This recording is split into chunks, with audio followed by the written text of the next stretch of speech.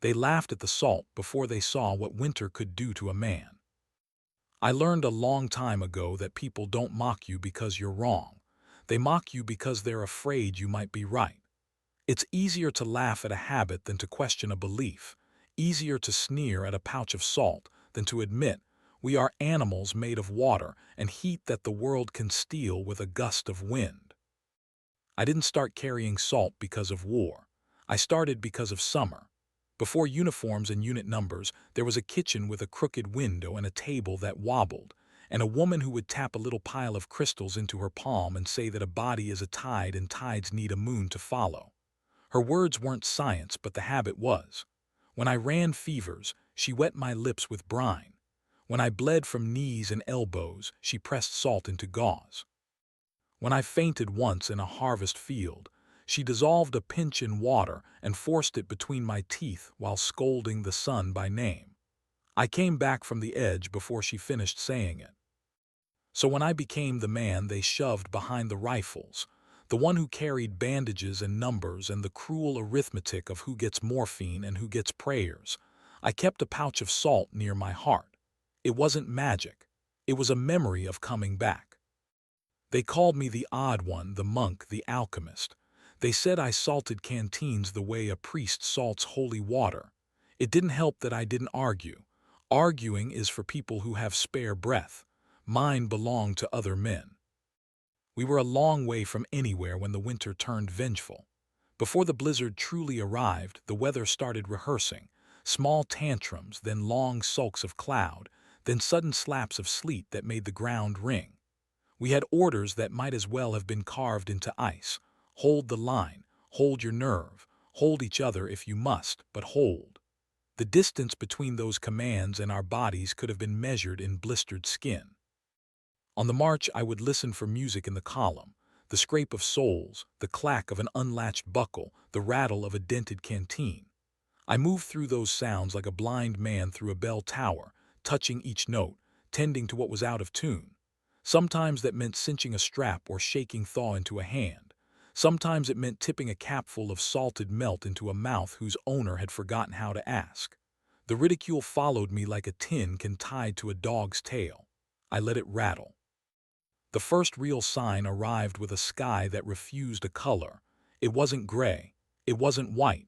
It was the skin of a storm just before it tears. We felt the wind practicing its vowels in the trees. We smelled iron. We heard nothing. Silence is noisy when it means to hurt you. Before that day ended, frost had already chewed through our socks. By nightfall, the ground and the sky had signed a treaty to erase everything between them. Our breath turned to smoke as soon as it touched the world, and the world refused to breathe it in. A man does not notice his fingers until he tries to lace his tent, and the cords bully him. A man does not notice his lips until he speaks, and the sound falls to the snow like a dropped coin that no one stoops to retrieve. I made them drink. Some obeyed resentfully, some pretended to, some performed obedience and spat the water out when they thought I wasn't watching. I tasted the canteens and caught them at it, and they rolled their eyes like boys. I wanted to be angry, but anger is a warm weather luxury. Instead, I made a different plan. When the first wall of snow hit, it did not arrive like weather. It arrived like a verdict. I have heard artillery shells that sounded kinder. I have watched men go unmade by fire with more mercy in it than that wind had. The storm did not reduce us, it named us. It said, cold, wet, tired, breakable, and then it tried to prove each word true. We had rigged shelters that would have embarrassed a fox, let alone a storm, and they came apart like excuses. Canvas tore into tarpaulins, stakes became weapons that attacked us as they flew loose, and rope performed a magic trick where it slipped knots we could not untie with living hands. I learned very quickly to stop promising anything to anyone that night, even to myself. The only promise I let stand was a small one. I will not stop moving. I chewed salt to keep my mouth eager for water. I swallowed brine to keep my blood from thickening into sorrow. I pressed crystals into my gums to sting myself awake. Pain can be a prayer if you keep it small. My tongue blistered and then forgot it had ever known softness. I wanted sugar, fat, a spoon of jam, anything sweet. The world offered me salt and snow, so I made a sacrament of them. The first time I tested the trick in true cold, I learned something that felt like a sin to know. If I salted my own spit and spread it on my lips, the wind hurt me more, but the hurt kept me watchful. If I salted the melt just enough to make me crave, I would drink tiny sips instead of greedy gulps that disappear into the gut and leave nothing for the blood. Paradox becomes a tool out here. You save yourself by making yourself miserable. You win by losing comfort. The others, they were shapes and steam and the geometry of men trying to be small. I did not need their names to love them. I crawled between them, poured life into them one sting at a time, and told them stories with my hands. I tapped their wrists in the rhythm of a sane heart. I pressed my palm to their sternums when they forgot how to expand. I massaged their jaws until a swallow remembered them. It was a form of speaking that the storm could not steal. Sometime in that savage night, a cruelty happened that I'll admit I still carry like a sliver under skin, a joke at my expense when jokes were knives. Someone had slipped my pouch out of my coat during the day, sleight of hand, a prank intended to make me hunt for it later and curse. I discovered the theft when I reached for it in the screaming dark. For a breathless instant the world truly vanished. Then I laughed. Not loud, a small sound. Not because it was funny, but because fury wanted to take my breath and laughter let me keep it. I went looking. The search felt blasphemous. I crawled through men, past men, over gear that the storm had converted into obstacles. I listened for a rattle. The pouch had a shabby metal toggle that clicked against its grommet when I ran. I crawled for that click like a hound on a whistle. I found it half buried near an overturned stove, the toggle frozen to the ring so that it clicked when the wind vibrated it. I freed it with my teeth. I filled my mouth with salt. I baptized myself bitter all over again. What happened next is the part that turns mockery into memory. Morning did not arrive for a very long time. Time was a stubborn clock whose hands ached. We survived by rituals that would look foolish written down. I made them lick their palms and sprinkled grains there, 1 grain per breath, then more, then more. I told them with my eyes to swallow. I cupped my hands and melted snow with breath until there was enough to wet lips. I rationed each man to 10 drops. I rationed myself to 8. I made each of them, one by one, breathe with me. In 4, hold 4, out 6. Counting is a religion if you mean it. When light finally admitted us back into the world, I realized we had not died in that white mouth. We had spent ourselves into a debt that dawn could collect. The drift line around our shelter was knee-high and crusted hard. I punched through with the trenching tool and rose to a day that had killed the horizon and left the trees stunned. I took inventory the way a thief does, fast, guilty, ready to run. Most of us moved. A few did not. I pressed my ear to chests out of habit that felt older than me. I made notes with my teeth. I did not believe in grief that morning. It would have been too easy. We were not safe. The blizzard had paused to admire itself, that's all. If we wanted to keep our pulses, we had to behave like organisms instead of ruins. I resalted the canteens. I hid salt in the linings of gloves. I twisted little packets and tucked them beneath tongues like communion. No one asked permission anymore. They were past pride, past laughter. They let me be the stubborn part of them they could not afford to carry themselves. Word traveled strangely after the storm broke for good. A patrol found us days later and herded us toward vehicles that sounded like animals learning to purr again. People looked into our faces and saw ghosts that had found a way to pretend. I showed the pouch, and the men around me nodded as if they had always believed. That is how belief behaves when it wins. It forgets it doubted.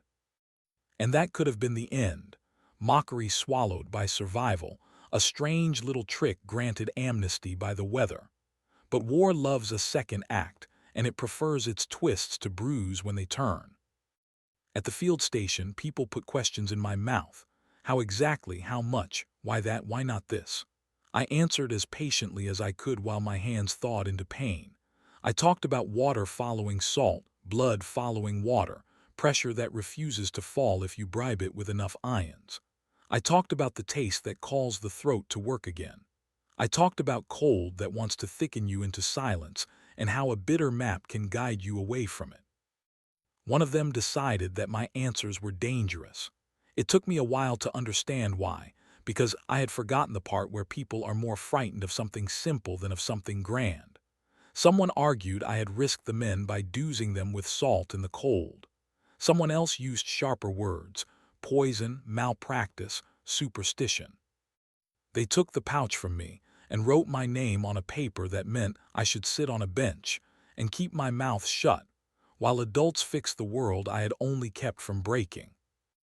I did what the paper asked. I sat. I kept quiet. I watched my hands learn the alphabet of heat again. I stared at the spot on the table where my pouch had been, and I worked on not mourning an object like a pet. I told myself the quarreling would end with an apology.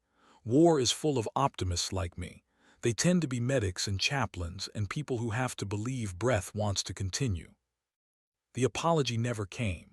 What came instead was the question that all accusations hatch: if your trick is real, prove it again. They wanted a test, and they wanted it under a roof. They had men in bunks who had lost too much to frost and not enough to qualify as dead. I asked to go to them. They said no. They wanted numbers, not stories.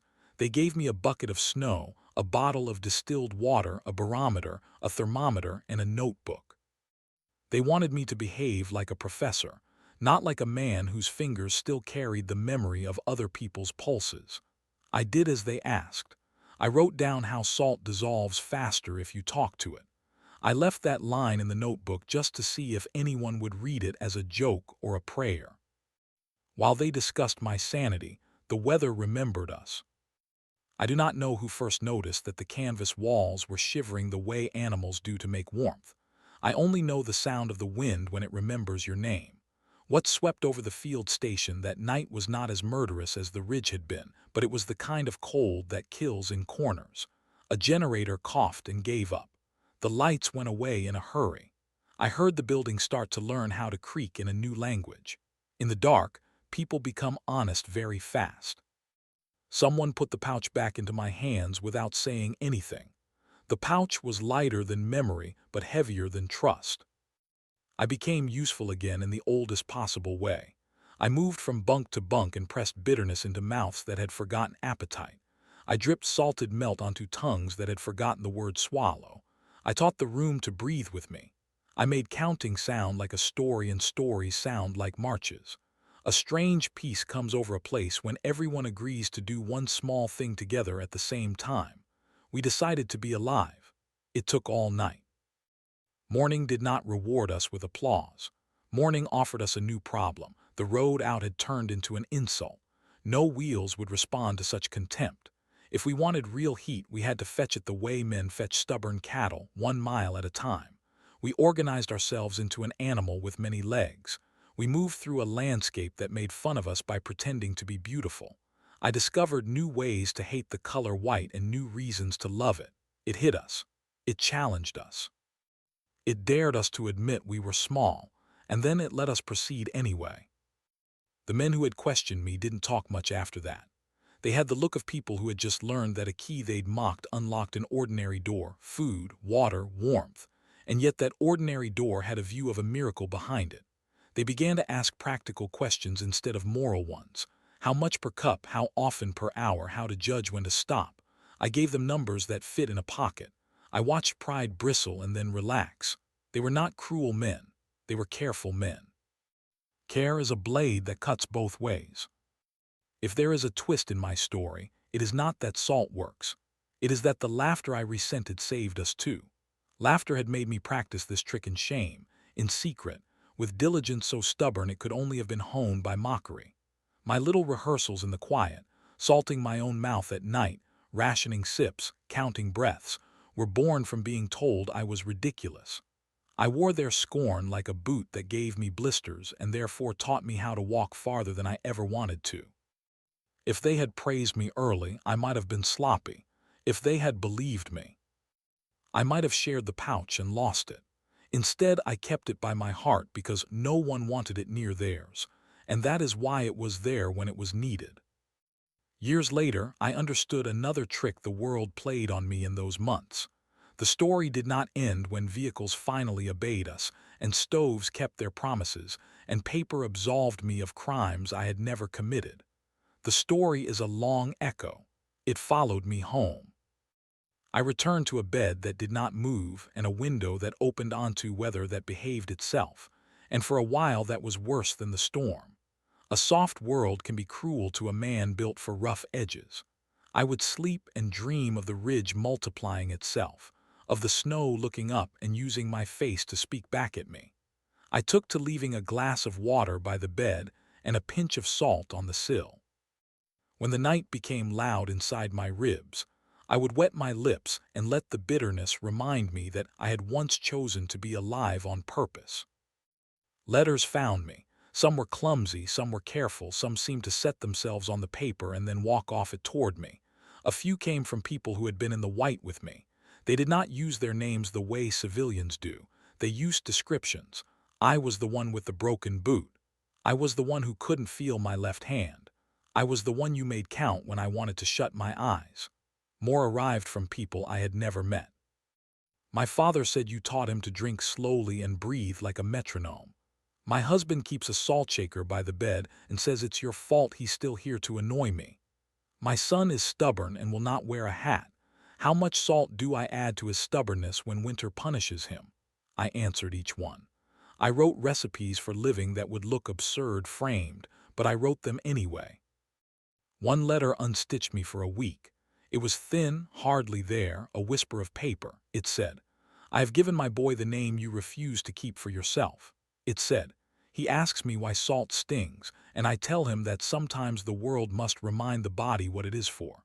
It said, when he is old enough, I will tell him you were mocked for a trick that saved us all, and that sometimes the bravest way to be right is to let them laugh until the world corrects them. It said, if he ever asks if you believed you were a hero, I will tell him no, you believed in water. I folded that letter into the pouch and carried them together for a long time. Time is ridiculous. It insists on moving forward while teaching you to walk backward through memory. I tried to live in the present like a decent person. I stacked groceries in a tidy cabinet. I paid a landlord whose face I never learned. I sat in a chair by a radio and listened to people talk as if they had invented calm. But war does not end. It recalculates. I discovered that I could hear snow falling on a roof even in summer. I could taste salt in bread that other people called sweet. I knew the exact weight of an empty canteen in the dark without touching it. The body keeps its own archives. One winter many years later, a man asked me to come speak to a room full of uniforms about field care in extreme cold. I said no 3 times and then heard myself say yes. The room was warm, the chairs were earnest, the faces wanted something from me I had difficulty offering, confidence. I told them a story without names. I taught them to count. I showed them the palm trick and the capful trick and the cruel little method of stinging yourself to stay present. I taught them the art of taking tiny sips when every cell is begging for a gulp. I warned them about water that steals instead of gives. They wrote it all down. At the end, one of them stood and asked the quiet question that matters most. What if they laugh? I said, then you are probably on the right path and you should practice more than you had planned. There were rumors after that talk that some manual somewhere had stolen me. The method appeared with a new name under a paragraph that made it sound like fresh discovery. I had the indecency to be annoyed for a week. Then I recovered my humor. A method does not care what you call it. It cares that someone remembers to use it. If there is a true turn in the plot of my life, it happened on an ordinary day that had the nerve to wear sunshine. I was walking past a playground where small people were learning that Earth can be a sling and a slide, and a set of rules that only apply until you disobey them creatively. A boy ran toward a snowbank that had lasted long past its season, the way some grudge does. He stuck his hand in it, squealed, and bolted back to his parent with joy disguised as outrage. I felt the old animal in me stand. I had to remind it that the white shape was not a jaw anymore. I stood there longer than I should have, watching strangers make a happy pact with the cold. We will touch you and retreat. You will nip us and forgive. I went home and opened the jar on my desk. The pouch had long since worn out. I kept its ghost in glass. I tapped some salt into my palm and marveled that something so brutal could sparkle. I tasted it. I let my tongue remember the winter's alphabet. And I admitted a truth I had resisted. They had saved me too. Not the soldiers, not the papers, not the men with questions, not the letters, not the boy with the snowbank, though all of those held a corner of the blanket that kept me resting. The laughter had saved me. The mockery had made me mean what I meant. It had tempered my stubbornness into a tool I could carry anywhere. Without their jeers, I might have been an enthusiast. With them, I became a keeper of a small gate that other people walked through. Sometimes I still see the ridge when I close my eyes, the way an afterimage behaves when you've stared at a light bulb too long. I see the wind carving its sermon into the faces of trees. I see the world becoming a page with only one word on it, and that word being endure. I feel the pouch against my ribs. I hear the toggle click. I taste a bitterness that promises warmth if I am patient. I realize again, as if for the first time, that survival is not a grand gesture. It is a series of small negotiations with a cruel landlord called reality. Pay in sips, pay in breaths, pay in stings, pay in counting. Pay until the bill shrinks to a size you can fold and put away for another day. And when the dark comes, and it comes even in rooms with good lamps, I tell myself the story from the beginning, because stories are how human beings stand in a blizzard and remember they are not snow. I say they laughed at the salt. I say I kept walking. I say I lost the pouch and found it and lost the fear that I couldn't. I say the wind took our speech and we learned a new language. I say morning came because we earned it. I say they wanted proof and the weather obliged. I say a trick is only crazy until it works, and then it becomes tradition.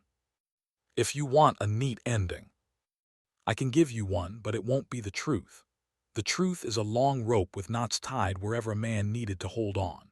The truth is I keep salt by my bed and a glass of water beside it, and I do not apologize to guests who notice. The truth is I taught a neighbor boy how to breathe through a panic once by making him lick his palm and feel the taste of a small promise. The truth is I have forgiven the jokes and also kept them, because they remind me that conviction without humility is a brittle thing. The truth is the blizzard made us honest. It stripped us of the costumes we wore, rank, role, certainty, and left us with what we would do in a dark room when a small voice asked if we planned to continue. We said yes in drops and in grains and in counts, and in the slow flecks of lungs that remembered work. We said yes enough times in a row that the storm surrendered. That is how you win in a world that owns all the big moves. You humiliate it with little ones. I am asked sometimes if I believe I saved an entire platoon. I do not. I believe a pouch of salt, a bucket of snow, and a roomful of stubborn hearts saved themselves while I stood there insisting they could. I believe the laughter that tried to bruise me trained me to be ready when the moment demanded something ridiculous. I believe the ridge wanted to keep us as ornaments and we refused to be decorative. I believe a body is a tide and tides need a moon to follow. I carry mine in a jar. One day the jar will empty and I will forget to fill it. That will be a good day. It will mean the blizzard has finally released me from rent. Until then, if you ever find yourself in a world that is white and wide and hungry, do what I did. Make yourself small where it asks you to be grand. Be bitter on purpose. Count as if numbers were rungs. Teach your own heart its rhythm with your fingers. Let the laughter fall to the ground and freeze there. Step over it when morning comes. You will be called crazy until the storm allows you to be called right. You will be mocked until the room that mocked you needs the thing you brought. Then there will be a silence that is not the storm. It will belong to people who have realized they are still here, and that being here is not an accident but a choice you made with them.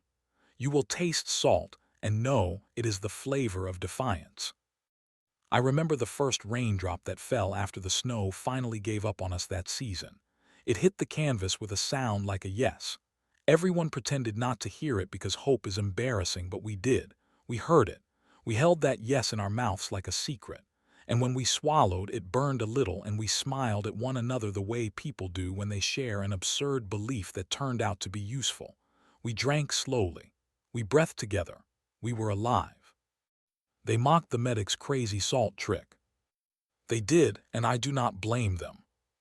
Until the winter asked a question only bitterness could answer.